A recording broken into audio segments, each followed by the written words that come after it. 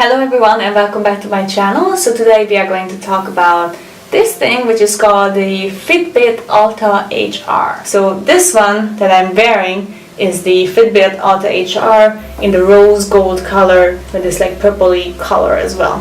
So this is how the rose gold color looks like. Yeah. So this US tracker, which is the Alta HR, it just looks like last year's Fitbit Alta, but it has a heart rate sensor as well, because this is one of the leading brands in the US market. They have advertised it quite a lot. This is like self-betterment without putting too much pressure on you to do it. So this Alta HR got not just the step counting and sleep tracking, but it has a heart rate monitor, which is pretty good. So it tells you that this is also a watch, so it tells you the time, and you can customize it as you want. So it gives you the steps in kilometers, it gives you how much calories you burn, how many minutes you were active, and so on and so on. So it gives you a lot of things, but what I really like is that this gives you a sort of like little nudges.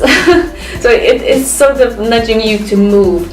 So every hour from 9 to 5 it gives you warning to stand up, go out and just have a little walk, like 250 steps. That's like the minimum that it requires you to do. And it's really good because sometimes if you're sitting in front of the computer and working, you just forget to stand up and walk around, which is really good for you. So I think that's a great addition. I have the notifications turned on for that because it's really useful. So if you didn't like the Charge 2, which is the bigger, bulkier one, this is really good. It's not as big as the Charge 2, it doesn't have as much bigger screen, but it looks nice, and you know, you can just sort of go out and wear it all the time. You can customize it, you can have different straps if you want to. I didn't bother to get anything, I just have this one. You can use it for 5 days and the battery is still going, and then you need it to charge it, you just connect it to your computer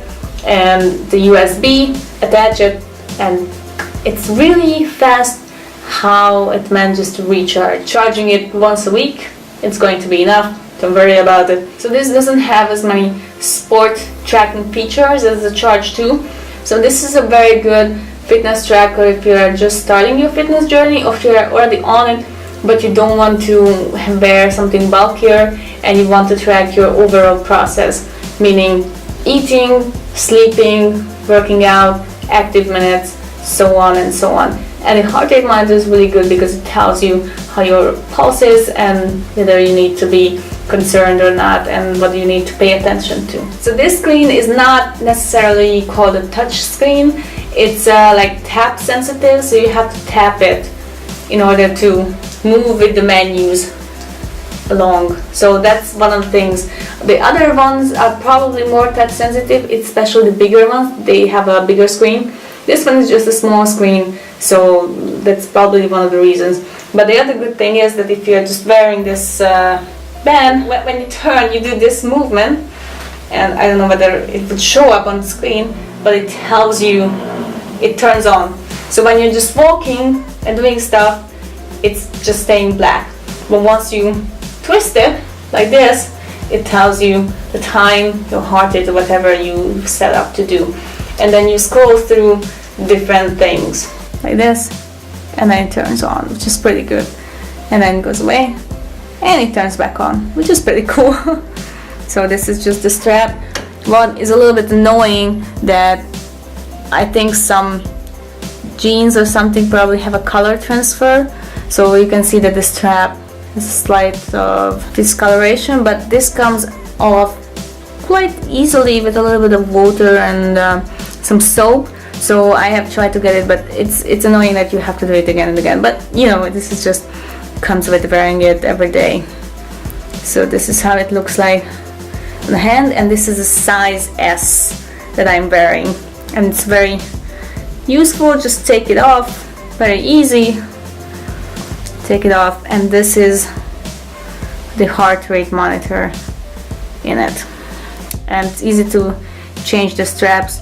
Basically just get rid of this one and this one, and then you get off the strap, and you can change it, which is pretty good. So with the Charge 2, I know that it's a little bit better for tracking your sports, like different types of sports, but with the Alta HR, it's also good just to track your movements, your steps, and it also recognizes when you are doing something continuously, like for example running or just walking, and it adds to your active minutes, and it just tells you that you actually did some kind of activity. So that's very good if you want to track that. And I have been testing this out for the last 3 months.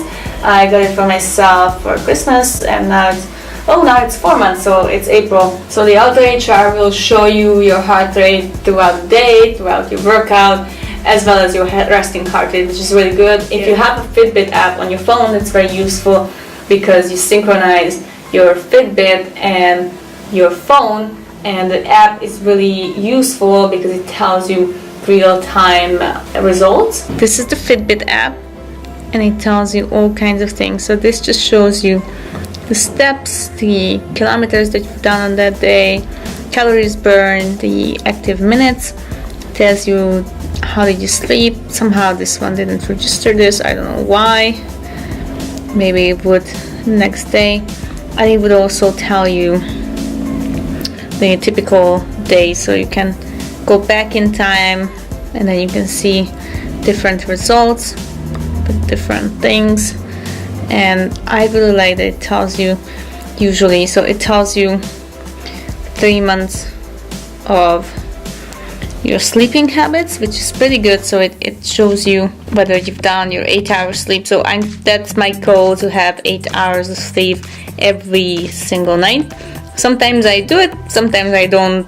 Well, depends. For example, if you see how did I do in March, so it tells you how much you slept, whether you made the goal or not. So this one, I think it didn't register quite enough. I didn't sleep 1 hour 17 minutes. I don't know what happened there.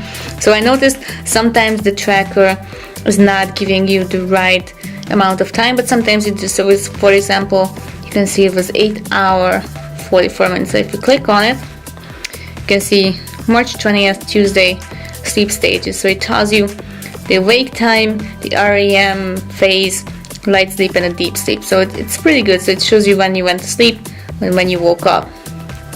This is really handy actually.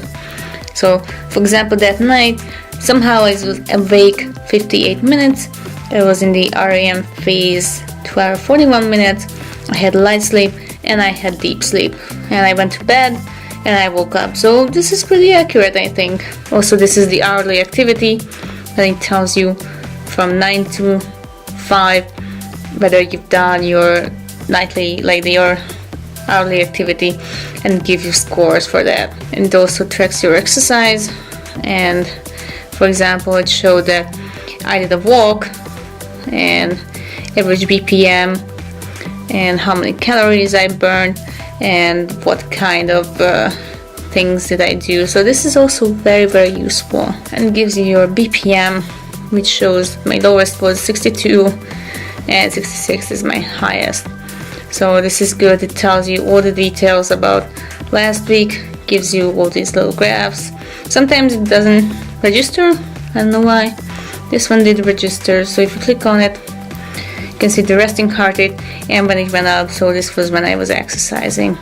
So this is all pretty handy. So over a week I became a little bit addicted to Fitbit again and wanting to get my steps up, trying to pay attention to the move reminders and actually checking the app every now and then just to see how did I sleep or what's my resting heart rate is and how am I doing that weekend. Am I trying to reach my goal for 10,000 steps a day and so on.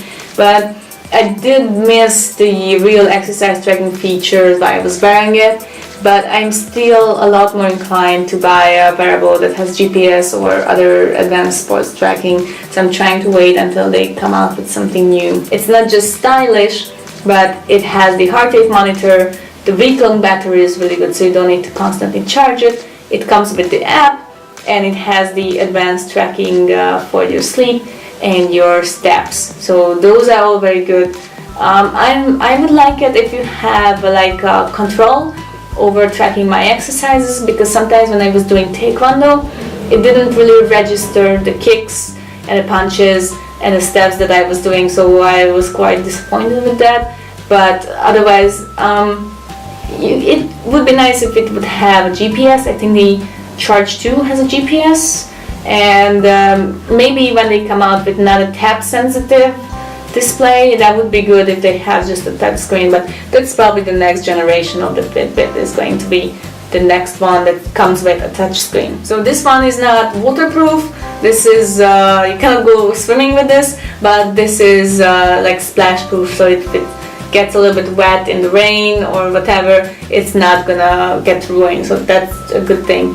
But I think there's another tracker for swimmers out there, so I'm gonna try to link it down below, that I found that would be probably better for swimmers to track their exercise. Thank you for watching this video. If you enjoyed it, please give me a thumbs up, and don't forget to subscribe to this channel for more videos. Bye!